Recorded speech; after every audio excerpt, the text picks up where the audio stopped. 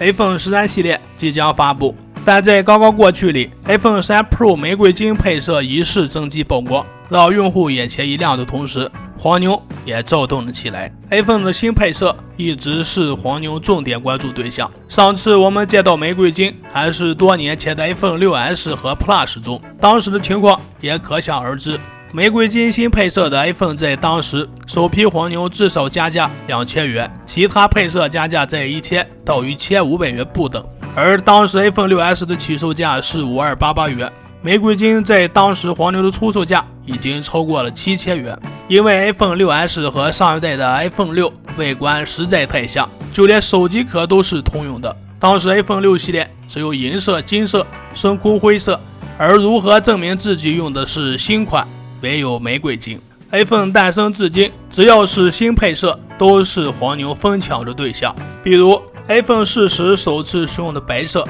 iPhone 5s 时的土豪金， iPhone 7后续发布的中国红，以及近2年的海蓝色等等。新配色的到来，在开售初期都是土豪们证明身份的物件，也是受黄牛们关注最多的机型。去年因为一些众所周知的原因， iPhone 12系列也迟了1个月才发布，随之开售的时间也相继的延后。而当初就是因为它是 iPhone 有史以来的首款 5G 手机，再加上直角设计等众多的新元素到来，让 iPhone 12系列前一周的销量同比 iPhone 11同期上涨了 30%。 而当时因为产能等众多原因，首批没抢到的用户不少选择了加价购买，最高加价幅度也有2000元左右。进入了2021年，库克早就官宣称 iPhone 13系列将在9月准时发布，绝不延迟。但令人揪心的消息还是来了， iPhone 在日本、东南亚等地的配件厂商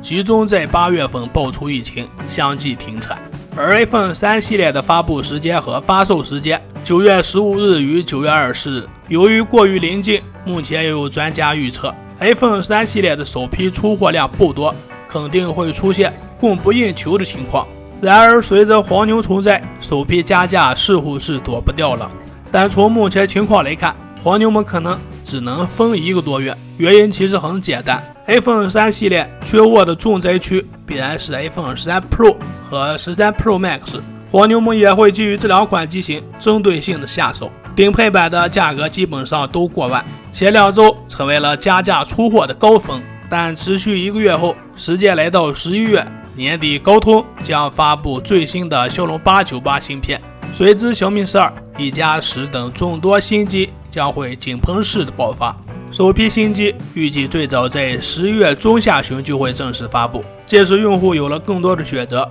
并且厌烦了 iPhone 13系列加价的现状，会有一部分转投安卓机的回报。届时苹果为了应对这一大波新机的冲击，必定会不惜一切加大产能补货，货源短缺的情况也会逐渐的有所缓解。直到元旦过后，可能黄牛们就会就此收手，但也不要放松警惕，1月底春节前的这一波送礼高峰仍然会将 iPhone 13系列全面炒火一把。但无论如何，面对忠诚果粉，喜欢 iPhone 13 Pro 系列玫瑰金配色的，我想还是会抢的。苹果店方面，一个身份证只能选购1款。以上就是今天的全部内容，欢迎关注、点赞和留言互动，下期内容我们再见。